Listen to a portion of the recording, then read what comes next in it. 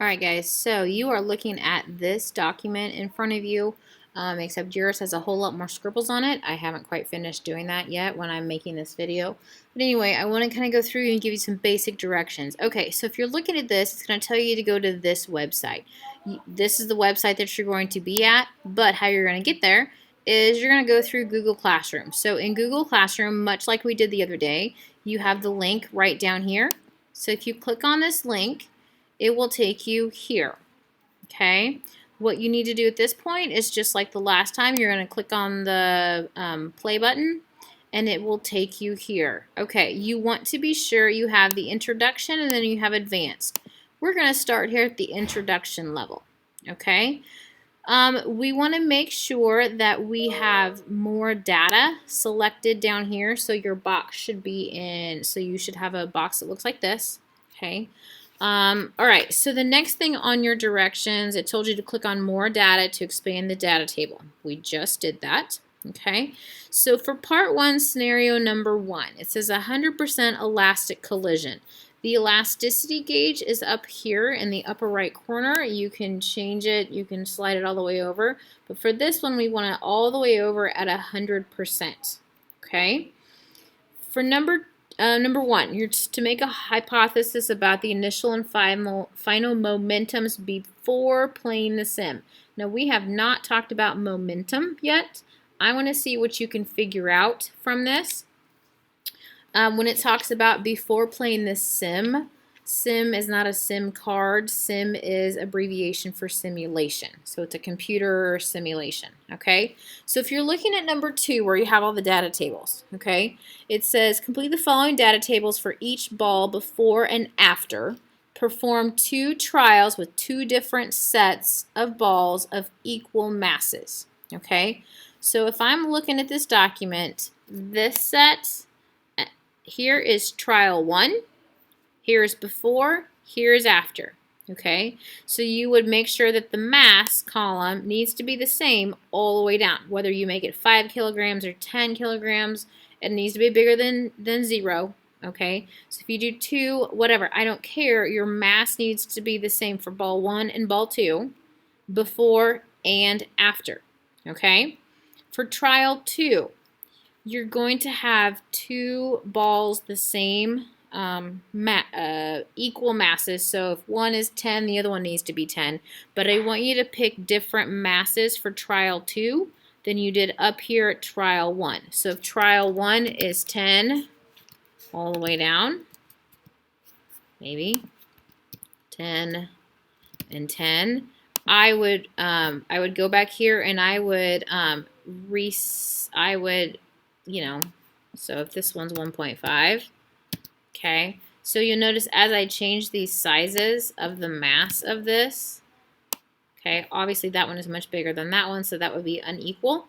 If they're the same mass, numbers-wise, they're going to be the same size. Okay, they might look a little bit different, but that's just because of the coloring and how that's happening. Okay, so for trial 2, maybe you do 4. Okay, so 2 balls, same, they're equal mass, okay, but we've done 2 different sets, okay? All right, so that's part 1, scenario number 1.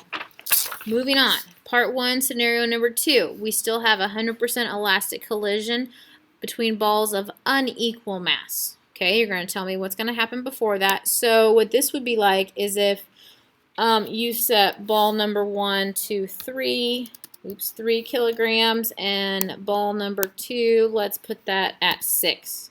Okay, so you would go back here and you would do 3 and you would do 6. Okay, you'd fill in the chart here for velocity and the momentum it will give you. Okay, and you hit play and see what happens and all that good stuff. Okay, once it's done, you'll write down the numbers here.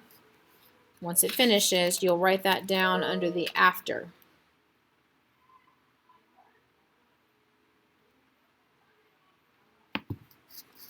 Okay, all right, so let's see. Describe the motion of the balls before and after. Describe the motion of the ball. Okay, all right. Part 2. Part 2, you're going to create 3 more distinct scenarios in 1D. 1D, like this 1-D, represents one dimension, okay, meaning like it doesn't look 3D, with including one totally inelastic collision. So you're going to go back here and you're going to slide this little doodad clear over here to 0, okay.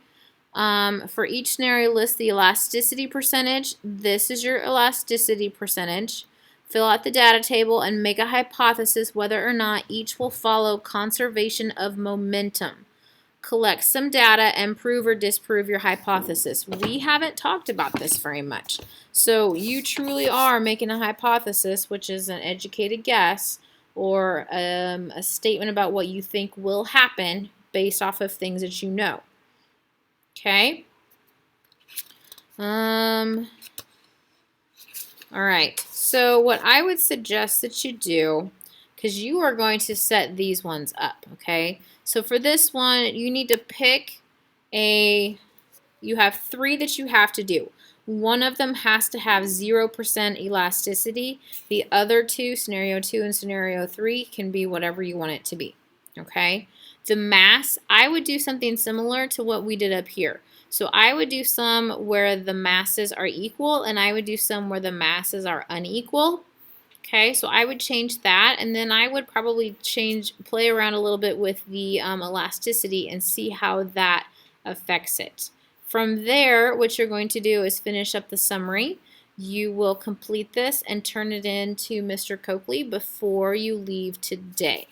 Okay, good luck. Have a great day.